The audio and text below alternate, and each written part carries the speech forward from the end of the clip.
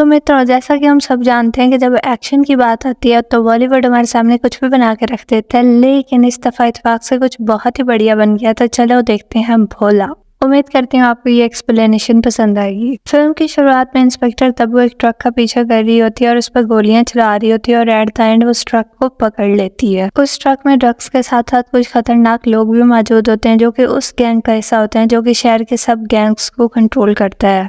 तो तब वो ट्रक से मिलने वाला तमाम सामान एक जगह पर छुपा देती है और ये जगह अंग्रेजों के जमाने की बनी हुई जेल होती है। लेकिन इस शूट आउट के दौरान तब्बू के कंधे पर गोली लग चुकी होती है। दूसरी तरफ हम अनाथ आलय के अंदर एक बच्ची को देखते हैं जिसे ये बताया जाता है कि आज उससे कोई मिलने आने वाला है। इस पर वो बच्ची काफी हैरान होती है कि मेरा तो कोई है ही नहीं, आखिर मुझसे कौन मिलने आने वाला है, और वो बहुत खुश भी होती है। दूसरी तरफ हम एक बहुत ही खतरनाक आदमी को जेल से छूटते हुए देखते हैं जिसका नाम भोला होता है। और भैया इस बंदे की ना एक अलग लेवल की दहशत है।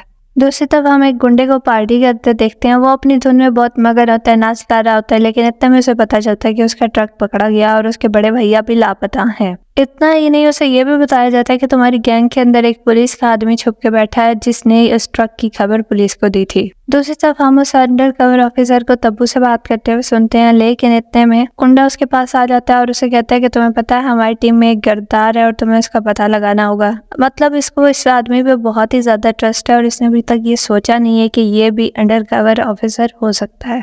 और भैया इस सारे कांड के अंदर एक मुख्यमंत्री भी शामिल है जो कि विलन पार्टी को बिल्कुल सपोर्ट कर रहा है।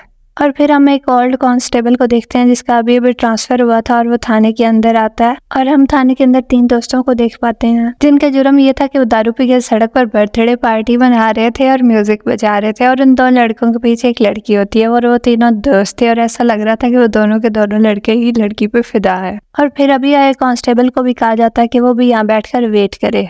और फिर वो लड़की भी रिक्वेस्ट करती है कि उन्हें जाने दिया जाए और वो अंकल भी कहते हैं हाँ बच्चों को जाने दो, लेकिन वो इंस्पेक्टर नहीं मानता और वो कहता है कि नहीं, ये वेट करे सुबह तक यहीं पे। जिस पर वो लड़की अपने बाकी दोस्तों से नाराज होकर अलग बैठ जाती है। तब वो रात को एक सीनियर ऑफिसर की रिटायरमेंट पार्टी में आती है, लेकिन घर के बाहर वो देखती है कि एक ऑफिसर ने किसी आदमी को पकड़ के रखा है और वो कह रहा है कि उस आदमी ने मेरे साथ बदतमीजी की और शक्ल से कोई गुंडा बदमाश लगता है। दोस्तों, ये आदमी और कोई नहीं भोला था। खैर तब्बू इन सब पर ज्यादा ध्यान ना देते हुए जाके सीनियर ऑफिसर से मिलता है जो कि रिटायर हो रहा होता है, और वो से ये भी बताते हैं कि जो माल उसने पकड़ा है वो बिल्कुल सेफ जगह पर है। और फिर हम देखते हैं कि जितने भी पुलिस वाले शराब पी रहे थे वो सब एक एक करके जमीन पे गिरना शुरू कर देते हैं, हालांकि वो सीनियर ऑफिसर भी गिर जाता है। और तब्बू के अलावा यहाँ पर जितने भी पुलिस ऑफिसर्स होते हैं वो सारे के सारे बेहोश हो जाते हैं कि उन सब की ड्रिंक्स पे किसी ने कुछ मिला दिया था, और वो मिलाने वाला और कोई नहीं, इनके डिपार्टमेंट का ही ऑफिसर था। और वो पुलिस वाला भी इस पार्टी में मौजूद होते हैं और जैसे ही सब बेहोश होते हैं तो वो भी बेहोश होने की एक्टिंग करता है और फिर चुपके से विलन को खबर कर देता है कि सब बेहोश हैं, आज मार दो सालों को। तब वो एक डॉक्टर को कॉल करती है जो कि बताती है कि ये एक धीमी गति से असर करने वाला जहर है और 8 घंटों के अंदर अगर इनका इलाज शुरू नहीं हुआ तो ये सब मारे जा सकते हैं। उसके बाद तब्बू को अंडर कवर ऑफिसर की तरफ से एक मैसेज मिलता है कि आपकी लोकेशन का पता चल गया और माल का पता चल गया है। तो अब तब्बू को 40 लोगों को लेके यहाँ से निकलना था, लेकिन कैसे? तब्बू वहाँ पर खाना बनाने वाले लड़के कर्ची से पूछती है कि क्या उसे ट्रक चलाना आता है, जिस पर कहता है कि उसे ट्रक नहीं चलाना आता। तभी तब्बू की नजर भोला पर पड़ती है। तब वो भोला से पूछती है कि क्या उसे ट्रक चलाना आता है, जिस पर भोला कहता है हाँ उसे चलाना आता है, पर साथ ही वो ये कह देता है कि पर वो चलाएगा नहीं। जिस पर तब्बू कहती है कि 40 पुलिस वालों की जान खतरे में है, तुम्हें उन्हें बचाने में हमारी मदद करनी ही होगी, वरना मैं तुम्हें उठा के जेल के अंदर डाल दूंगी। जिस पर भोला एक नंबर में लाकर तब्बू को बात करने के लिए बोलता है। सामने से एक जेलर बात कर रही होती है जो कि कहती है कि वो आज ही अपनी सजा पूरी करके जेल से निकला है और उसकी एक बेटी है जिससे उसे मिलने जाना है, तो तुम प्लीज उसे इस समय मत घसीटो। लेकिन तब्बू भोला को इमोशनली ब्लैकमेल करते हुए कहती है कि अगर तुम आज यहाँ से चले गए तो उन 40 पुलिस वालों के बच्चे भी अनाथ हो जाएंगे। ये सुनकर भोला उसकी मदद करने के लिए तैयार हो जाता है और वो कहता है मैं ट्रक चलाऊंगा। अब तब्बू उन खाना बनाने वालों की मदद से उन तमाम पुलिस वालों को ट्रक में डालना शुरू कर दिया। दूसरी तरफ भोला चिकन से भरे खाने के ताल पर टूट पड़ता है और इन 40 बेहोश पुलिस वालों के बीच एक गद्दार पुलिस वाला भी होता है जिसे वो लोग उठा के ट्रक में उन्हीं पुलिस वालों के साथ फेंक देते हैं। और यहाँ पर वो खाना बनाने वाले लड़के जिसका नाम कर्ची होता है उसे भी अपने साथ रख लेते हैं क्योंकि उसे यहाँ पे रास्तों का बहुत ज्यादा अच्छे से पता होता है। और अब यहाँ पर सीन कुछ यूँ होता है कि वो गद्दार ऑफिसर सारी की सारी अपडेट उस मंत्री को देता है और वो मंत्री उस गुंडे को। तो वो गुंडा शहर की तमाम गैंग्स को ओपन सुपारी दे देता है कि जो भी उन लोगों को पकड़ के जिंदा या मुर्दा मेरे सामने लाएगा मैं उसको ये 40 लाख रुपया इनाम दूंगा। तो ये खबर पूरे शहर के गुंडों में फैल चुकी थी। दूसरी तरफ वो अनाथ बच्ची ये सोच रही थी कि आखिर मुझसे कौन मिलने वाला होता है, और वो अपनी दोस्त से पूछती है कि एक परिवार में कितने लोग होते हैं, माँ बाप कौन कौन होता है, और अपने लिए कपड़े निकाल रही होती है जो उसने सुबह पहनने होते हैं। तब वो थाने में कॉल करती है और कहती है कि जितनी भी पुलिस फोर्स है उसको ड्यूटी पर बुला लो और थाने की खिड़की दरवाजे बंद कर दो। लेकिन वो पुलिस वाले इस सिचुएशन से इतना ज्यादा डर गए होते हैं कि और पुलिस फोर्स बुलाना तो बहुत दूर की बात है, वो लोग भी थाना छोड़ के भाग जाते हैं और जाने से पहले ना ही उन 3 दोस्तों को छोड़ते हैं और ना ही उस नए कांस्टेबल को कुछ बताते हैं। थाने के अंदर वो 4 लोग मौजूद होते हैं और सोच रहे होते हैं कि बाकी सब कहाँ गए हैं। इतने में तब्बू की कॉल आती है और जो कहती है कि आपने फोर्स मंगवा ली ना और सारे खिड़की दरवाजे बंद कर लिए ना। कि मैडम आप क्या बोल रही हैं, यहाँ पर तो कोई है ही नहीं, यहाँ पर सिर्फ ये 3 बच्चे हैं और मैं हूँ। तो तब्बू कहती है कि हवलदार साहब आपकी ड्यूटी अभी से शुरू होती है, आप पुलिस स्टेशन का दरवाजा बंद कर दें और खिड़कियाँ वगैरह अच्छे से ढांप लें उन बच्चों की मदद से, और जब तक मैं वहाँ नहीं आ जाती कोई भी पुलिस स्टेशन के अंदर नहीं आना चाहिए। तो हवलदार उन 13 दोस्तों को यही बात बताता है, जिसके बाद वो सारे मिलकर पुलिस स्टेशन को अच्छे से बंद कर लेते हैं, दरवाजे के आगे अलमारियां रख देते हैं और खिड़कियों को ढांप देते हैं। दूसरी तरफ वो अनाथ बच्ची कहती है कि उसे नींद नहीं आ रही और उसे जानना है कि सुबह से कौन मिलने आने वाला है। बूढ़ा केयर टेकर पहले तो उसे मना कर देता है, लेकिन बाद में उसके कहने पर वो उसे कॉल करने के लिए तैयार हो जाता है। बोला के फोन पर एक कॉल आती है, लेकिन बोला कहता है मुझे कौन ही कॉल करेगा, और फिर वो कॉल कट हो जाती है। केयर टेकर दोबारा कॉल करता है और इस बार फोन बोला उठाता है। दूसरी तरफ बच्ची की एक मासूम सी आवाज आती है जो कहती है कि आप कौन है, आप सुबह मुझसे मिलने आने वाले हैं। लेकिन बोला इससे पहले कि कोई जवाब देता, भोला के ट्रक पर हो जाता है अटैक। कुछ बाइक राइडर्स होते हैं जो कि भोला के ट्रक पर हमला कर रहे होते हैं। स्टीयरिंग तब्बू संभालती है जबकि भोला हवा में उड़ उड़कर दुश्मन के छक्के छुड़ाता है। एक एक करके तमाम गुड्डों को धोने के बाद भोला वापस से ट्रक के अंदर आ जाता है। दूसरी तरफ थाने के बाहर गुंडों का मेला लग चुका होता है और अंदर बेचारे वही सिर्फ 4 लोग होते हैं। भोला तब्बू से कहता है कि मुझे नहीं पता था इस काम में इतना खतरा है, और अगर इतना खतरा था तो मुझ जैसे आम आदमी को अपने पुलिस वालों के मामले में क्यों घसीटा। तो तब्बू कहती है वो तुम्हारे रक्षक हैं और आज उन्हें तुम्हारी जरूरत है। भोला कहता है तो क्या वो शराब पीकर हमारी रक्षा कर रहे थे, जिस पर दोस्तों तब्बू काफी शर्मिंदा हो जाती है। लेकिन इतने में करची भोला का मोबाइल लेके आता है और कहता है कि मैंने कॉल मिला दी है, जिस पर बूढ़ा केयर टेकर पूछता है कि तुम कौन हो। तो कहता है कि हम मुन्नी के बाप हैं, जिस पर वो कहता है कि अगर बाप हो तो इतने सालों से कहाँ थे, पता भी है बेटी किस हाल में रह रही है, एक ही पंखे के नीचे सैकड़ों बच्चों के साथ जमीन पर सोती है, और अब वो यहाँ पर नहीं है तो तुम्हारी बात नहीं हो सकती, सुबह आ जाना। जिस पर कर्ची केयर टेकर से बच्ची की तस्वीर भेजने को कहता है और वो कहता है अच्छा ठीक है, मैं देख के बताता हूँ, कोई है तो मैं भेज देता हूँ। तब वो कहती है कि तुम हमारी मदद करो, मैं तुम्हारी मदद करूंगी, और देखना तुम्हें कुछ भी नहीं होगा, मेरा वादा है तुमसे कि तुम अपनी बेटी से जरूर मिलोगे। इसके बाद बोला एक बार फिर से ट्रक को स्टार्ट करता है, लेकिन ट्रक स्टार्ट होती नहीं है क्योंकि उसे 2 ट्रैक्टरों के साथ बांध दिया गया होता है। और अब बोला के सामने खड़ी थी हट्टे कट्टे पहलवानों की गैंग। लेकिन इतने में ही वहाँ पे एक और गैंग आ जाती है जिसके लीडर के पास एक चीता भी होता है, और वो कहता है कि तुम लोग बीच में मत आओ, इन ट्रक वालों को तो मैं ही लेके जाऊंगा। बोला तब उसे कहता है कि आप मेरे साथ एक वादा करो, आप मेरी बेटी को एक कमरा जिसमें एक पंखा और पलंग वो दोगी और वो स्कूल जाने पाए, मैं बस इतना ही चाहता हूँ। जिस पर तब्बू कहती कि हाँ वादा रहा, जो कुछ भी तुम अपनी बेटी के लिए चाहते हो वो उसे जरूर मिलेगा। उसके बाद क्या था दोस्तों, भोला दोनों गैंग्स के लोगों को इक्वली पीट देता है, मतलब उनकी हड्डियां तोड़ देता है, और तो और भैया उसका चीता भी भाग जाता है भोला को देखकर। और दोस्तों ये गुंडे इतने बेकार थे कि मतलब 1-2 को तो करची भी पेल देता है तब्बू को बचाने के लिए। और ये जो एक गैंग का लीडर होता है ये भोला से छुपने के लिए जाके जंगल में बैठ जाता है, लेकिन भोला वहां भी आ जाता है और इससे इसकी शर्ट मांगता है, और जिस पर ये दे देता है और भोला वही शर्ट पहन के वापस आ जाता है। इतने में भोला के मोबाइल पर एक फोटोग्राफ होती है जिसमें एक नहीं बहुत सारी बच्चियां बैठी होती हैं, और भोला को पता ही नहीं होता कि उनमें से उसकी बेटी कौन सी है, और वो मैडम से पूछता है कि मैडम जी इनमें से मेरी बेटी कौन सी है। तब वो थाने में कॉल करती है और थाने के हालात जानने की कोशिश करती है, जिस पर वो हवलदार कहता है कि यहाँ हालात बहुत ही खराब है और बाहर बहुत सारे लोग हैं जो कि अपने अंदर फंसे आदमियों को छुड़ाना चाहते हैं, और साथ ही साथ वो अपना माल भी ढूंढ रहे हैं।